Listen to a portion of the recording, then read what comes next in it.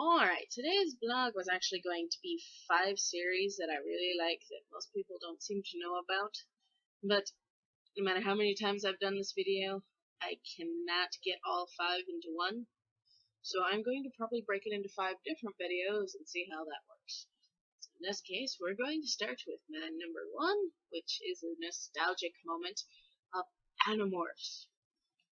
Alright, Animorphs was a 90s book series that had over 64 books. Yeah, just about 64 books. This including the 54 main ones, the Megamorphs, and all the Chronicles.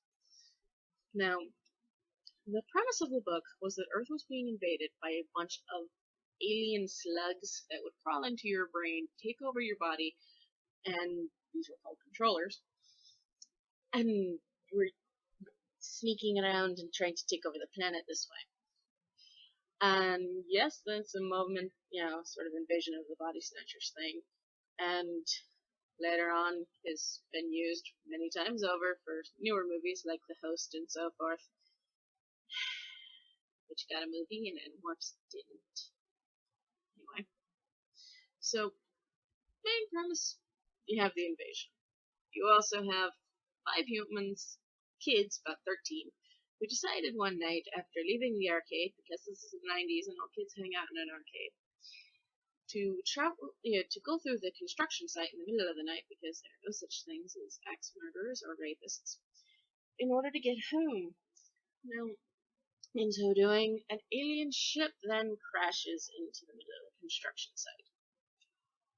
Out of this stumbles this thing that looks like a blue centaur with a scorpion tail that eats with its feet, has stalk eyes, no mouth, speaks with its mind, and it's called an Andalite. His name is Elfangor. He's a war prince, which is this really epic title for Andalites, because they're basically this war-based culture that is very similar in ways to a samurai-based culture. I wish they'd gone more in depth on it, but they never did, because it's a kid's book. Now, he warns them about these and gives them this thing called the morphing cube, which has another longer name, the Escafil device. I've never been sure how to pronounce it. And yes, it does indeed look like the blue cube from Doctor Who. And it gives them the ability to morph into animals in order to allow them to protect themselves. This is very useful because they're going to need to now start a guerrilla war against the entire Yurk Empire, the slug-like creatures invading. So, this is going to be fun. Mind you, within the next same chapter, this guy who is Elfangor, who was a main character in one of the Chronicles, is promptly devoured by the villain, Mr. 3, and who also has managed to, a Yurk who's managed to control an Andalite, and is able to morph into all these hideous things because he evidently likes to go on safari for the most hideous monsters possible, and just eats all of his enemies and underlings and anyone who vaguely pisses them off. Yeah, when the first few chapters have major character death, that tells you something about a kid's series. Now I'm going to warn you, it's a very long series, it's full of lots of filler, lots of ghostwriters really didn't do that good a job ghostwriting or keeping up the flow of the words. But at the same time, for a 90s series, it went into a lot of things that most books were too scared to, especially for kids.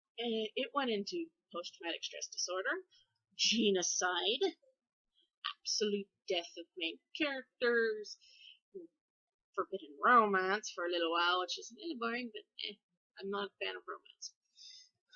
And just torture, pooing on yourself and being tortured. Lots of horrible things.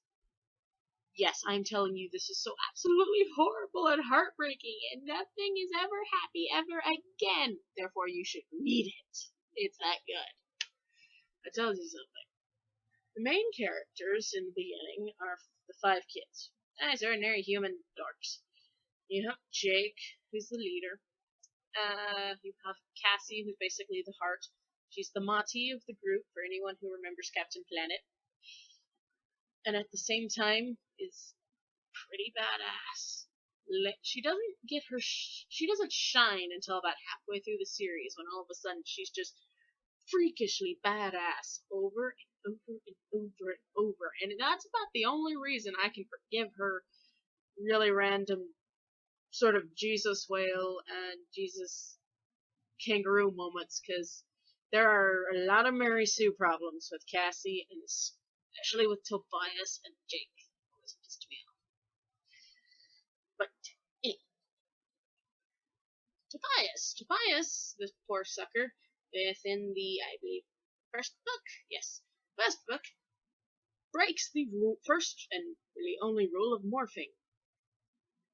You cannot stay in the morph for over 2 hours, because if you do, you are stuck that way forever. And the fellow turned into a red-tailed hawk in the middle of the York pool, because their very first idea of what to do against this frickin' empire was to invade the York pool.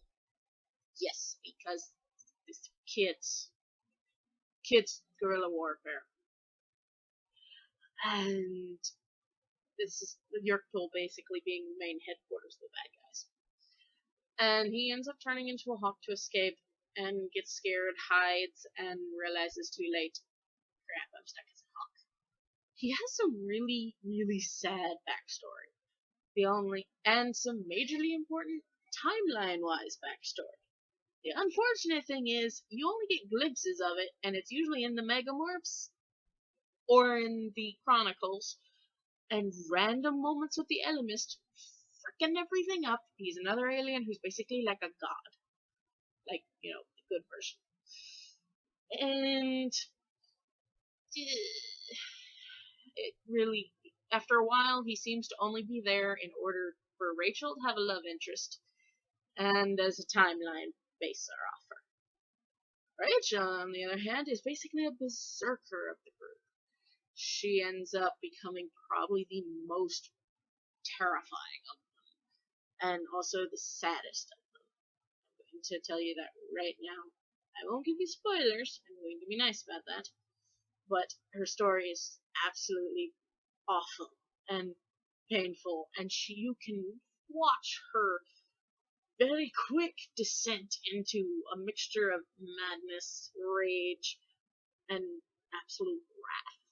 Because, like Jake says at one point, he thinks she was just waiting for something like this to happen, and she was ready for it. Way too ready. And unfortunately, it doesn't really change. As the series progresses and everything gets steadily worse and worse and worse, so does she. And she even realizes it. Early on, she said her major quote is, "We have to win are the first 4 steps on the road to hell." That tells you something about her character. Next comes Marco, who's my personal favorite, because he's probably he sees things from point A to point B. Anything in the way doesn't exist, is not important, must be gotten rid of. At first he doesn't want to help them. By the 5th book, though, spoiler alert, you find out that his mother, who everyone thought was dead or disappeared, in fact, is Visser 2. Yeah, not fun. So the only reason he really joins at first is because he wants to save his mother. But as the series progresses, and he begins to think that he'll never have a chance of being able to do so, he even goes through multiple books where he realizes that one day he will probably have to kill his own mother, because she is a hell of a lot more dangerous than Visser 3.